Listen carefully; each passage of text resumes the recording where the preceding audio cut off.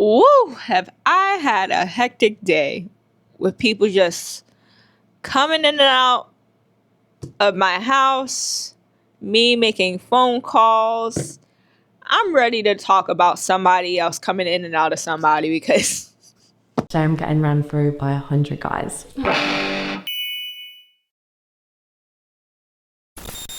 I should not be cracking myself up. That was not that funny, but we are here to talk about the OnlyFans model who had, did the deed with 100 men in, I think 14 hours. So when I watch parts of the documentary, I'm not going to say I watched the whole thing because I refuse to watch the whole thing because even the little bits and pieces of this documentary made me want to vomit. I couldn't help but think, why would one do this? Like, it's beyond disrespecting oneself to do this to oneself. I could only imagine that she has been in this field for too long to the point where she's desensitized from being objectified in the way that she is, on top of being a people pleaser. So those two combined led her to make this wild decision to pawn herself off to 100 men. Like, on one hand, I shall say this is very disgusting, but on the other hand, I shall say this is a very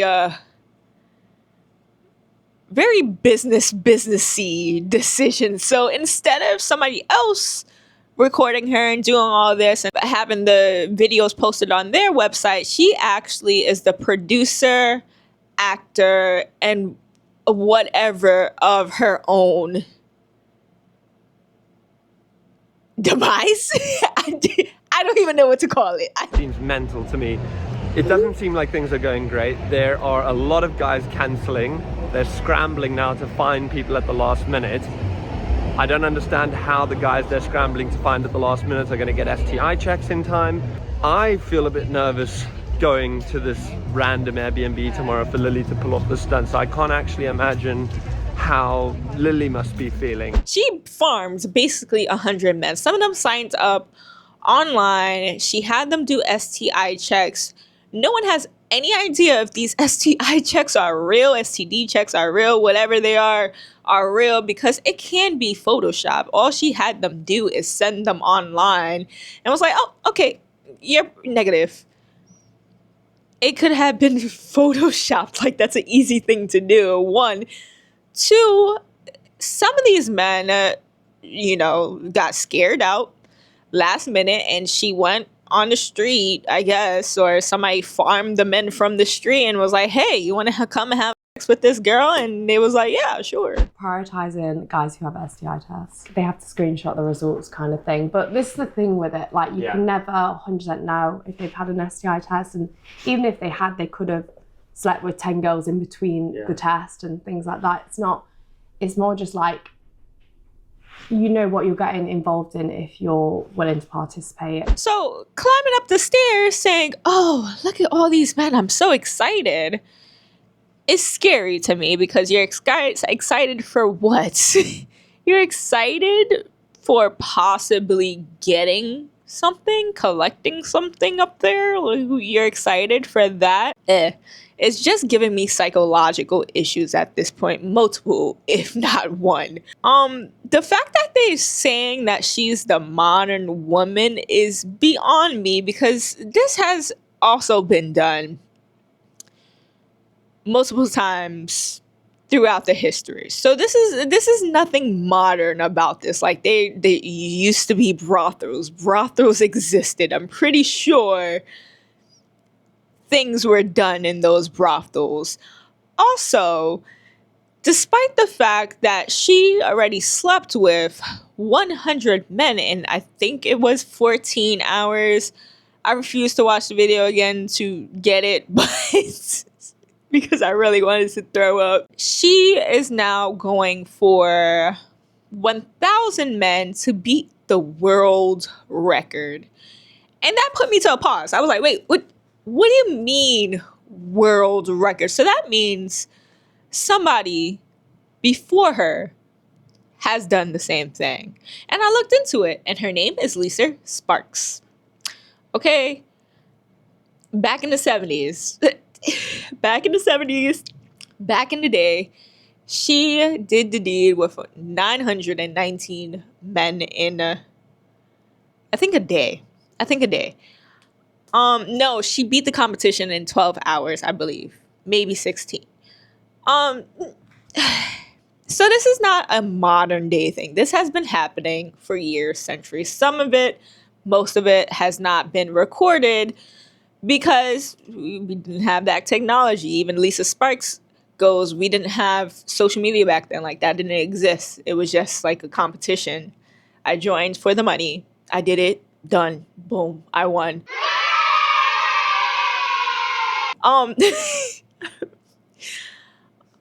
is very uncomfortable for me to talk about. It's like, obviously, I do think that this girl has issues with herself, and she is self-inflicting those issues, not by, regular slicing, not by regular hitting, not by degular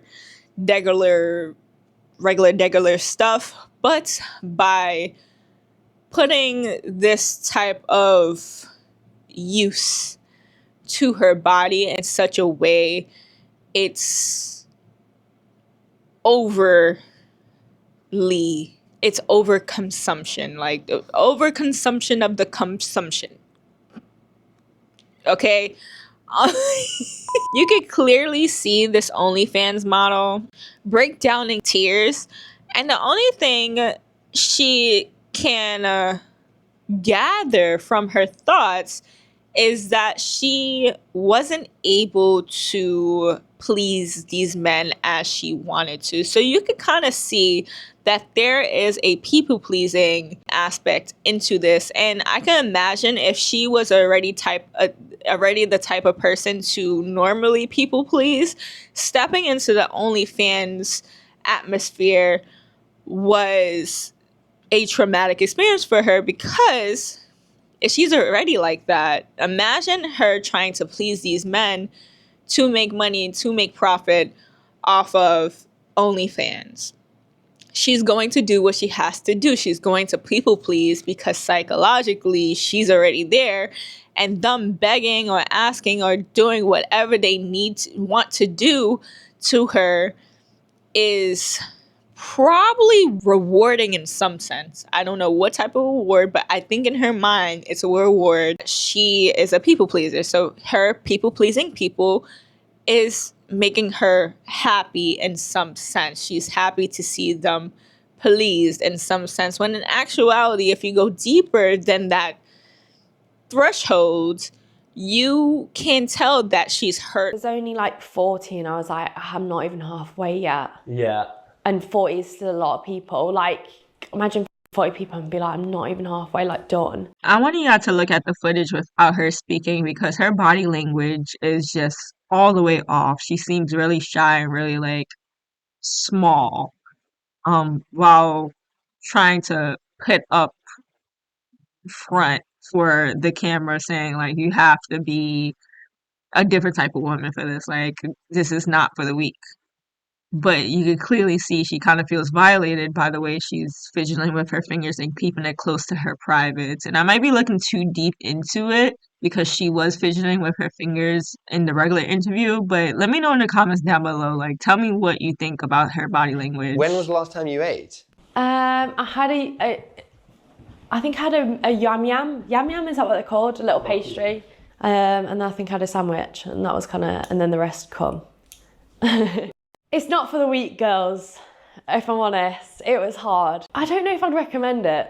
Why not? I think if you're a different type of girl, it's very like, it's kind of like being a prostitute in a sense of like, no fucking shit. And there we go, guys. She finally realized what she actually did to herself and started crying. But then backtracks it into something else. Girl. And that's what that's what's making you feel emotional, is that maybe you think you didn't give some guys a good enough time today? Yeah, it's very sad to see somebody put themselves through this. And a lot of people on the internet are saying, oh, that's what she gets. She put herself through this. But I don't think a lot of people are taking into consideration of all the men who are actually signing up to do this. And she is profiting, yes, off of this. And that is part of the issue, because I don't think if she was not profiting off of this by these men who are actually kind of farming her, and she is as well farming them, that she will be doing this for free.